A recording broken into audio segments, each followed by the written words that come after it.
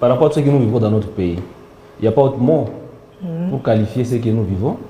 Il y a un génocide bien organisé dans notre pays.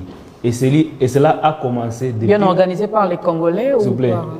Oui, je vais y arriver. Et cela a commencé depuis 1993.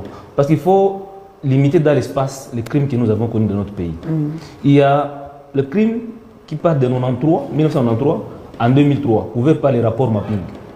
Et quand vous suivez, vous lisez ce qui s'est passé, par exemple, dans le Fizi Baraka, hein, dans le territoire de Fizi, il y a eu la politique d'exterminer des groupes ethniques, des groupes religieux, comme par exemple le Malkia Oubembe, c'était toute une église qu'on avait massacrée.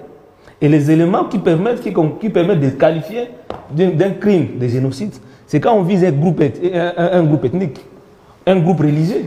Et ça a été le cas dans notre pays. Aller à Makobola, aller à Kassika, où on avait enterré des femmes vivantes. Et parmi ces femmes, il y a eu des femmes qui étaient grosses. Ils ont été enterrées vivantes, d'une ethnie. Qu'est-ce que vous voulez qu'on dise encore?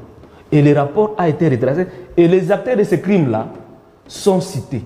Sont connus. Le rapport part de 1993 en 2003. Il y a aussi une autre partie des crimes qui part de 2003 à ce jour. Et c'est pourquoi nous, on a toujours insisté sur le tribunal pénal international. Parce qu'il y a des crimes que nous avons connus dans notre pays que la CPI ne peut pas poursuivre. D'autant plus que la CPI a été créée en 2002. Ouais. Les actions de la CPI ne sont pas rétroactives, ne peuvent pas suivre. Hein.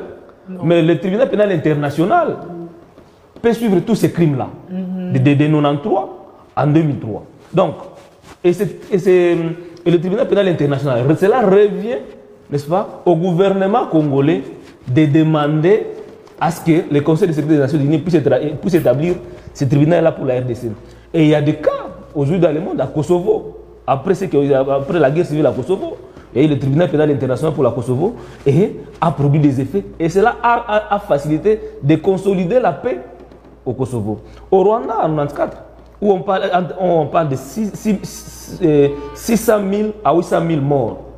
Après, le gouvernement rwandais avait demandé le tribunal pénal international et jusqu'aujourd'hui, 30 ans après, ça continue à produire des effets parce qu'il y a des Rwandais qui continuent à être poursuivis, qui sont cités dans les génocides. Un vieux de 75 a été arrêté à Paris récemment. Pourquoi pas la RDC? Mais également, de 2003 à ce jour, les rapports existent, différents rapports existent de ces pays, de différentes organisations des droits humains, comme Human Rights Watch, et comme ça, y compris aussi la Fondation Panzi de Mukwege qui a fait des rapports, il y a des preuves qui sont là. Mais ça revient au gouvernement congolais de demander à ce que le tribunal pénal international soit établi, ainsi que la mise en œuvre des actions de la CPI. Mais il y a des limites. Il y a des